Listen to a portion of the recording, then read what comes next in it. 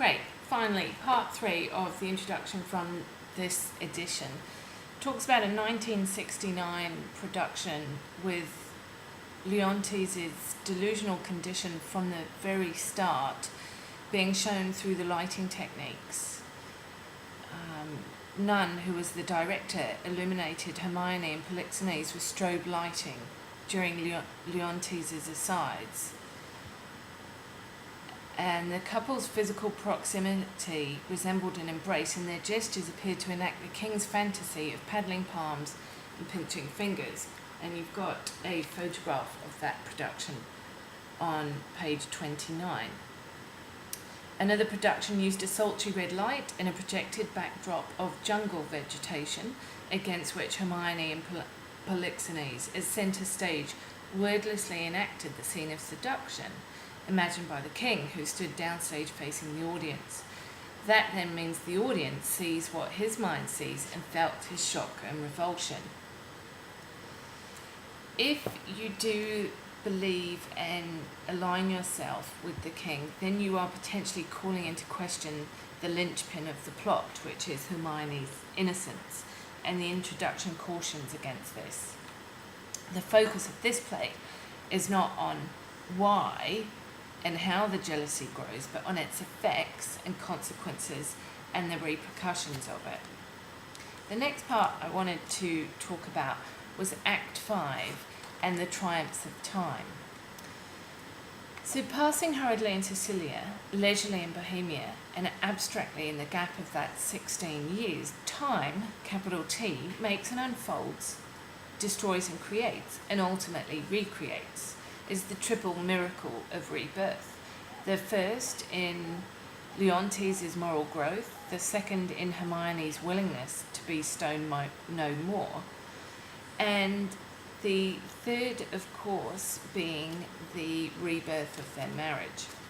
Who would have thought? So does Leontes become a moral paragon by the end?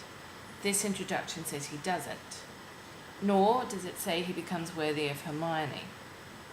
It is an easy and comic conversion, but at the halfway point, when the rage that emerged instantaneously disappears just as quickly, we receive that information indirectly through time, capital T, in Act 4, Scene 1, and the credible Camillo, advisor to the king.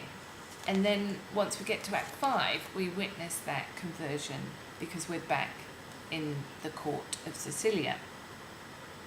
So Leontes' fidelity in the chapel, he talks about penitence and how he has to forgive himself.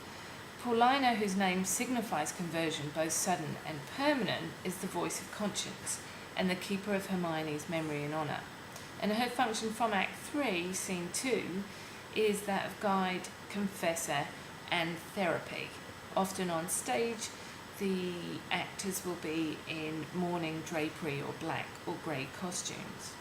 So for the Leontes we see on stage in that final Act 5, Scene 1, he is a man whose pain of remembering is never ending. It's always there in everything he does.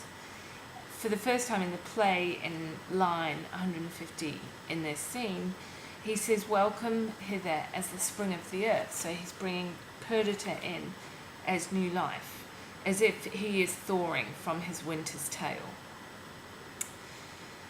He has the awareness of his own blamability, culpability in every moment during the scene. His memories and what he's lost are always there, and on page 46 there are plenty of line references there, 147 onwards, all the way through to the end of Act 5, Scene 3. The image of reformation for him, for us, on him, makes him more sympathetic, and we want him to get the blessings that he will come. So when he enters the chapel in Act 5, Scene 3, he's not the arrogant king of the first 3 acts, nor the broken man who closes Act 3, Scene 2, but he's actually humbled and full of gratitude and ready with the emotional floodgates open, ready for what Paulina has for him. In terms of Hermione's rebirth in the final scene, Act 5, Scene 3, she doesn't stir until Paulina asks her for the 8th time. The Queen is now in control of her re-entry into the world. Everyone, including Paulina, is actually waiting in tense anticipation for what she deems the right moment. This is a moment that's theatrically charged with deliberative force, and in a production discussed in this introduction, she actually moves on the word redeemed, which shows that it is a moral, even spiritual choice to come back into this world. The line references 5:3, 99 to 103. So what does she do? She's action in an eloquent, personified. She embraces Polixenes. She embraces Leontes as Polixenes observes in line 111. Camillo says she hangs about his neck. Others are waiting to hear what she says, but she moves to her husband first, and it's actually Paulina has to urge Hermione to turn away from him and toward her kneeling daughter. The sequence is significant. Upon her re-entry in the world, Hermione emerges first as wife. Only when the marital bond is restored does she then act as mother. Interesting for a feminine reading of the play. So 16 years have passed for this woman, and the wrinkles are referred to. Wrinkles are a sign, not that it's an anti-romantic play, but that in order for forgiveness to take place and to mean something, time has to age us.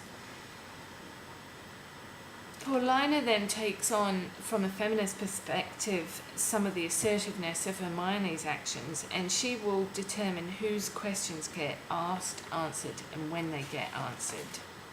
So do we have a happy ending?